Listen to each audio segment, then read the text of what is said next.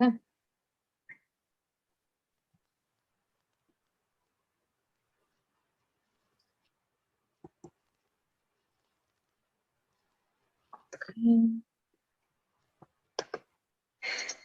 And again, Assalamu alaikum, everyone. We from International Students of Islamic Psychology would like to welcome you in an introduction to Islamic Psychology course, a 5-part series with Dr. Abdullah Sabeeh. We are now in our second session, the cognitive framework in modern science in the Islamic alternative and its components. Before we start, we would like to quickly introduce you to ISIP, and we would like to start with very short prayer. So we get all the benefits and blessings from this session. Allahumma infa'na bima alamtana wa alimna ma yanfa'una wa zidna ilman. O Allah, benefit us by that which you have taught us, and teach us that which will benefit us and increase us in knowledge. Allah would like to ask you to extend your prayers for the father of Dr. Abdullah Sabeeh, who is now in the hospital, and we would really be grateful and appreciate the attendance of Dr. Abdullah Sabeeh in this hard time for him. May Allah increase his reward for what he's doing right now for us. Let us just quickly, before we start, introduce International Students of Islamic Psychology and our mission statement.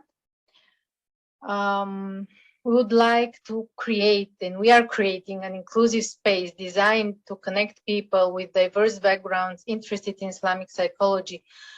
We're also aiming to disseminate knowledge, share resources, and discuss best practices in a free and accessible manner.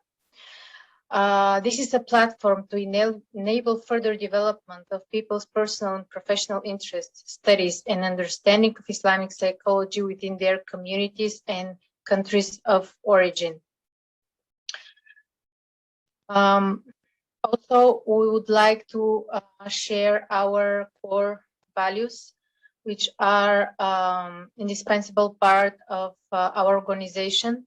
We stick to constant respect, compassion, service, companionship, God consciousness, truthfulness, integrity, loyalty, and knowledge. Would also like to remind you the Zoom etiquette of this course. We are kindly asking you to keep on mute when not speaking.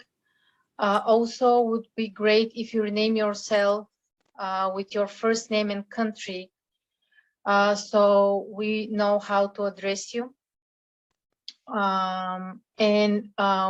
This meeting, as you already know, it's been recorded, so we are kindly asking you not to make your own recordings or take screenshots, and of course to stick to the guidelines for participations. We would not tolerate no racist, no inflammatory or derogatory comments. We would like to stick to Islamic values.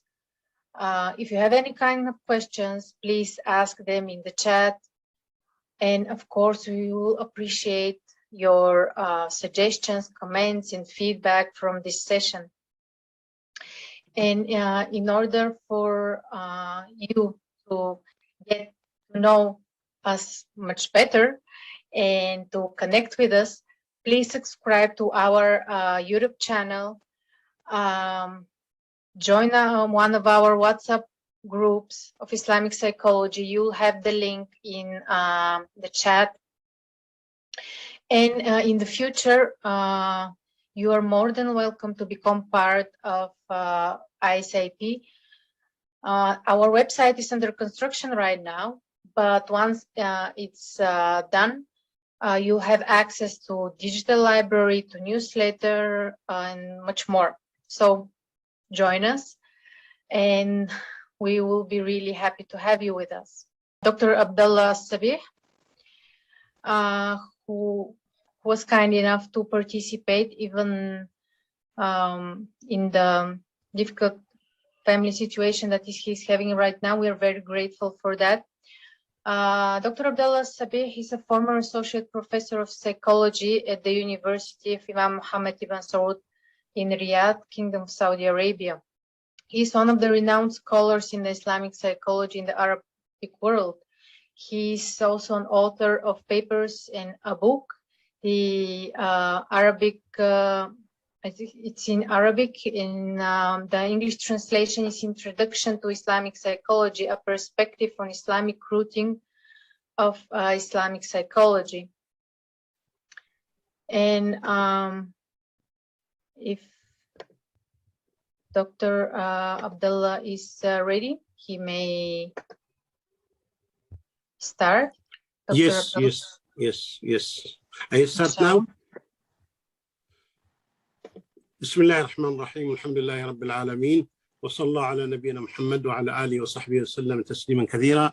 هذا هو لقاؤنا الثاني في 5 محاضرات عن I'm sorry, I started in Arabic. بسم الله الرحمن الرحيم الحمد لله رب العالمين وصلى الله على نبينا محمد وعلى آله وصحبه وسلم تسليما كثيرا. This is our second meeting about Islamization of psychology or Islamic psychology. And inshallah, today we are going to speak about the framework or the cognitive framework in modern science and its relation to psychology. In the first lecture, we concluded that the goal of Islamization is to find the Islamic framework of knowledge. Also, we concluded that Islamic psychology cannot develop without an Islamic framework of knowledge. We said also the independence of the Islamic epistemology framework is necessary. And without independence, Islamization or Islamic psychology cannot arise. Today's lecture is about the cognitive framework in modern science, and I will address the following issues. First, definition of the cognitive framework. Second, cognitive framework of functions.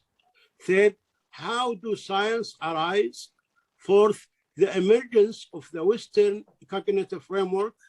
Fifth, characteristics of the Western cognitive framework. The emergence and definition of the cognitive framework.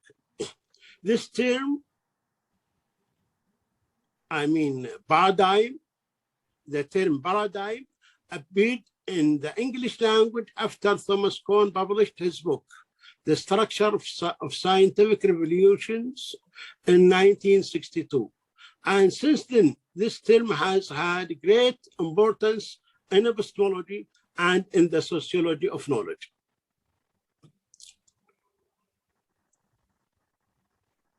The Islamic paradigm or cognitive framework or intellectual model is the philosophical or intellectual background from which the researcher begins in understanding the world around him, in studying issues of science and its phenomena, and judging and evaluating them. So that without the paradigm or the cognitive framework, the researcher cannot do research, cannot understand the world around him, cannot think systematically. So it is necessary and must.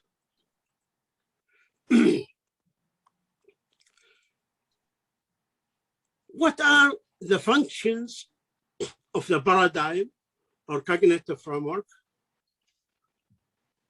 The knowledge paradigm, the knowledge framework defines many things. I'll list 6 of them. The paradigm defines the source of knowledge, decide which source of knowledge appropriate for you, or from where to get your knowledge. Second, the method of getting knowledge. Since we talked about the source, we have to talk about the method. How can we get into the source and get the information? Third, research field, where you should make your or do your research. Fourth, when knowledge is true or false, or the criteria of the facts. Some knowledge you are going to get can be considered science, and some knowledge can be considered not science and not right knowledge. According to what? What are the criteria can define science or not science for you? Fifth, it helps in the interpretation of knowledge and in the interpretation of the world around you. The paradigm helps in the interpretation of knowledge and the interpretation of the world around you. Or six, regulate thinking. I will talk, inshallah, about the first four functions in the next lectures. I'll give you an example about the paradigm, the effect of paradigm or the cognitive framework. The evidence considered was the demonstrative or the analytical. The evidence considered was the analogy, the formal analogy, or the mental analogy, all of which have the same significance. And it is known as the holistic analogy or the Aristotelian analogy. This is a framework of knowledge that humanity inherited from Greek philosophy, and it was the one that dominates the sciences for nearly 2,000 years. This epistemology framework proved incapable and replaced by another epistemological framework during the Renaissance era. So the analogical evidence was no longer valid for inference in issues of science, and the empirical evidence replaced it. Now, if you come and say the evidence for my knowledge is the analytical evidence, scientists will not accept that. In the past was the only acceptable evidence, but now people will ask about the empirical evidence, not the analytical evidence. And this is the difference between two different paradigms or two different frameworks. Now let us take examples from the Quran about the paradigm and its effect on how we perceive the world around us. Allah subhanahu wa ta'ala said in Surah Al-Furqan, وَلَقَدْ أَتَوْا عَلَى الْقَرْيَةِ الَّتِي أُمْطِرَتْ مَطَرَ السَّوْءِ أَفَلَمْ يَكُونُوا يَرَوْنَهَا بَلْ كَانُوا لَا يَرْجُونَ نُشُورًا.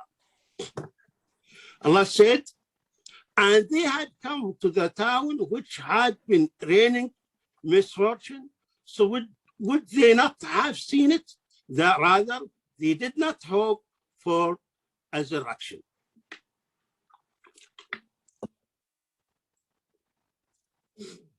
Allah subhanahu wa ta'ala told us in this verse that a person may see the facts before his eyes, but he is unable to comprehend them and link the causes with their effects or consequences. Because the cognitive perception that proceeds from the understanding the existence around it is a distorted perception. He will not make a connection between the causes and the result, because the paradigm is not capable to do this connection. Allah subhanahu wa ta'ala said in that verse, did they not see it, but did not hope for a resurrection? The reason they did not make connection between causes and result is that they do not believe in resurrection. So the integrity of the cognitive perception is necessary for the safety of knowledge, and it does not harm if the research method followed is deficient. It is often was, so we develop, and as it often was, so we develop and expand it to include more facts in existence. If there is a deficit, the paradigm is not complete, but it is not completely wrong. It's not, sometimes our paradigm is not perfect, but if it is totally wrong, it will misdirect us. But there is some missing part of it. We may, through our trial and our research, complete the paradigm and correct the paradigm. The greatest danger lies in the deficiency of the cognitive perception and the methodological framework from which we proceed in the interpretation of the events of existence. Here's another example. قال تعالى ولقد أرسلنا نوحا إلى قومه فقال يا قوم اعبدوا الله ما لكم من إله غيره أفلا تتقون فقال الملأ الذين كفروا من قومه ما هذا إلا بشر مثلكم يريد أن يتفضل عليكم ولو شاء الله لأنزل ملائكة ما سمعنا بهذا في آبائنا الأولين إن هو إلا رجل به جنة فتربصوا به حتى حين. And indeed we sent Noah to his people, and he said, "O my people, worship Allah. You have no other ilah but Him. You have no other God but Him. Will you not then be mindful of Him, exhibit self-restraint?" But the chiefs of the people who disbelieved said, "He is no more than a human being like you. You seeks to make himself." He said he seeks to make himself a superior to you. Had Allah will, he surely could have sent down angels. Never did we hear such a thing among our fathers of old. He is only a man in whom is madness, so wait for him a while.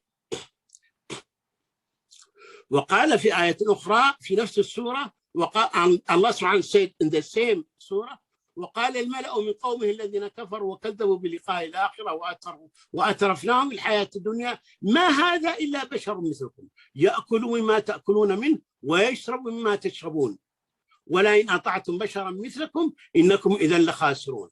And the chiefs of his people who disbelieved and denied the meeting in the hereafter, and whom we gave the luxuries and comfort of this life, say, he is no more than a human being like you. He eats of that which you eat and drinks of what you drink. If you were to obey a human being like yourselves, then verily you indeed would be losers. In these verses from Surah Al-Mu'minun, the messenger calls his people and present them with the evidence of his sincerity, but they do not consider the invitation and its benefit to them and whether it is right or wrong. And they do also not look at the evidence of the messenger's sincerity. Why? The reason they said is because the messenger is a human being like them, And they believe that God does not, or Allah does not send a human messenger, but rather sends angels. Therefore, the deviant intellectual perception from which they proceed in understanding what is around them is a reason for their reluctance to consider the call of the messenger and his evidence. So they did not look at the evidence the messenger presented to them, either about his claim of being a prophet or his da'wah or his call to them to monotheism or to tawheed. They did not look at the evidence he presented to them. Why? Because they believe that he's a liar, because they believe Allah subhanahu wa ta'ala will not send a human being as a messenger. Allah subhanahu wa ta'ala will send only angels. So they rejected the call because of the paradigm, the pre-perception they had about this matter. How do science arise? Do science arise through accumulation or through the emergence of cognitive framework? One famous theory that explains the emergence of science is Kahn's theory.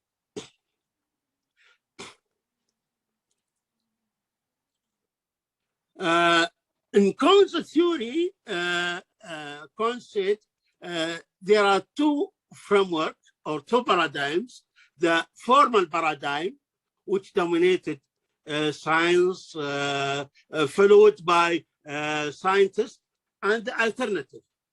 And people will not leave the formal paradigm until they find some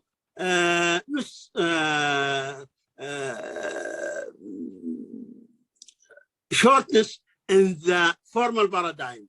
Then they will move to the other paradigm, so that science will develop through this movement or through this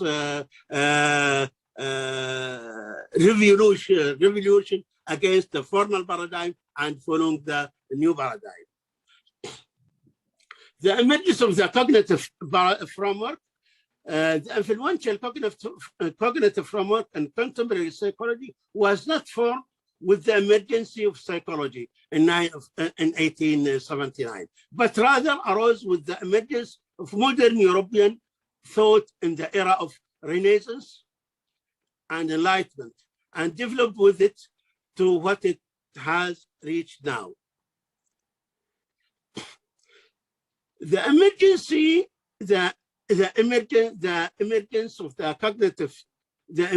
of the cognitive framework. Europe in the Middle Ages was living in a struggle with the three obstacles hindering its growth. First one is the church and the Bible. Second, the Aristotle's philosophy and Aristotelian analogy. Feudalism. European thinkers sought to find a framework of knowledge that could overcome these three obstacles. It is clear that the epistemological framework that was formed over decades is a response to cognitive, religious, and social challenges, and not the result of scientific research. About the 17th century, Albert Levy says, the Renaissance declared a rebellion against the rule of religion, and hence the revolution against the church, against the authority, against the scholastic thought, Christianity, and against Aristotle, and in a sudden interest in the problems revolving around man, nature, and the human society flourished. Also, Jerome Revitz says in the Encyclopedia Britannica about the history of science, the picture of science now coming is only one among numbers of possible conceptions of science. And this picture that we know is only the product of temporary or accidental circumstances. And this picture is only one of the stages of continuous process of development. It is not a result of scientific research, but it is a result of social circumstances. Now, what are the characteristics of this framework, which developed through these circumstances? As a result of the conflict between the church and science, the epistemological framework was characterized by 5 features. First one, materialism.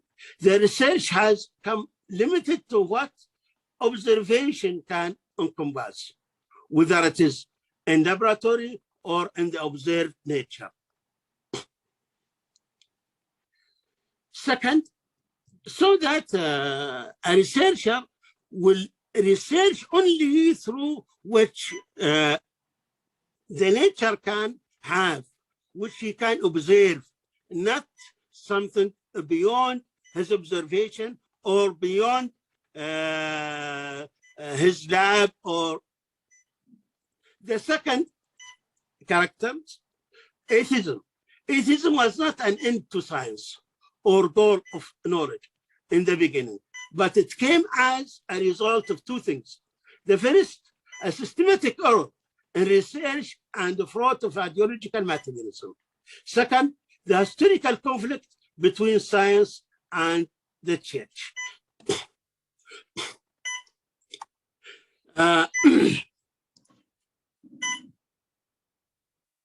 The phenomena, a scientist will explain it just within its borders, not beyond if he explain it with a factor outside of the phenomena, scientists will not accept that. They will say you are speaking about either religion or philosophy. If you said, for example, a storm caused by Allah subhanahu wa ta'ala, the scientists will say, now you are speaking about religion, not science. Earthquake, if you explain it and say this is because of Allah subhanahu wa ta'ala want to do that, they will not accept it. They will say you are speaking science, religious, in terms of religion or philosophy. So that the creator is outside of the phenomena.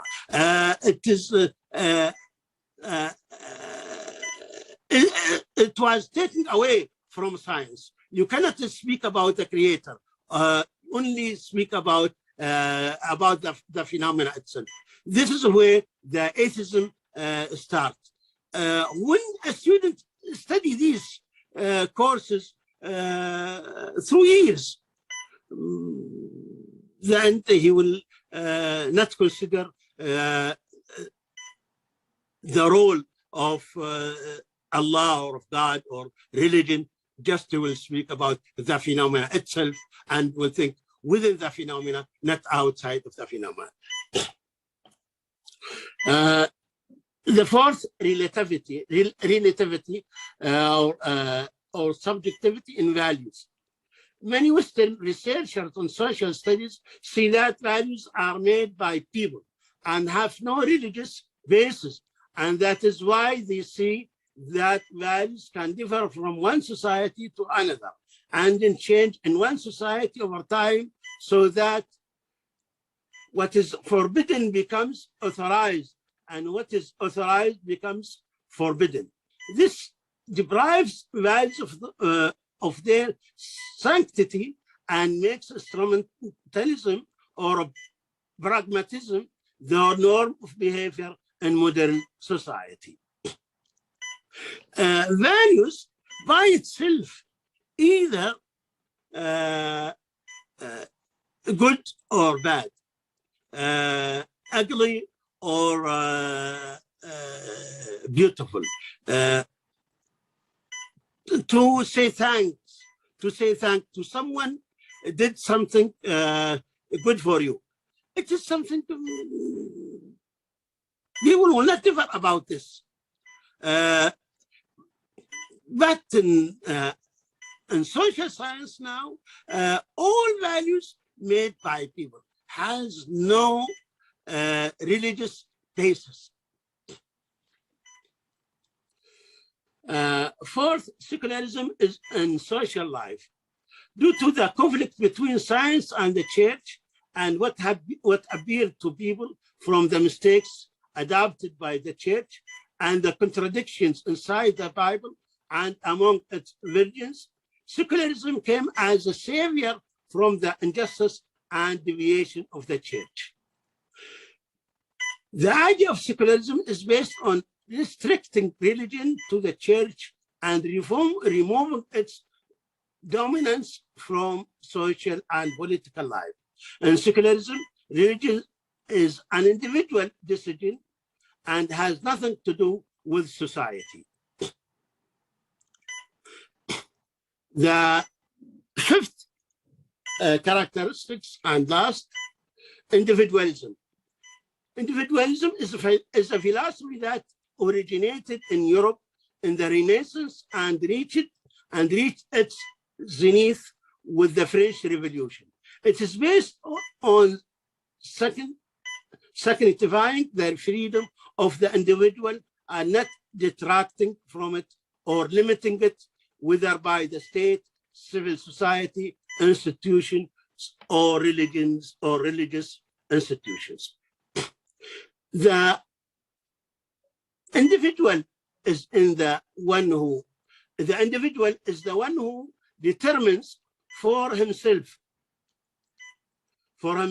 his intellectual, doctrinal, and behavioral choices, including his own values and interests. The task of the law is limited to regulating the freedom of the individual, not diminishing it and preventing him from infringing on the liberties of others. These 5 features have become directed to the scientific research method, and it has been settled in the minds of many researchers that it is a given and part of the scientific method, and not pure issues that arose due to historical circumstances and their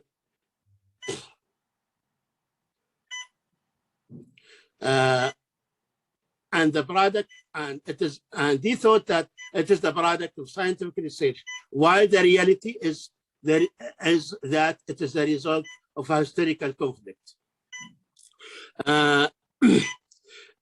Now, these are this is the framework dominated science, and inshallah we will speak about an alternative paradigm in the next lecture and the rest of the 5 lectures. ومعذرة جزاكم الله خير، اختصرت كثيرا، وصلى الله على نبينا محمد وعلى آله وصحبه وسلم تسليما كثيرا.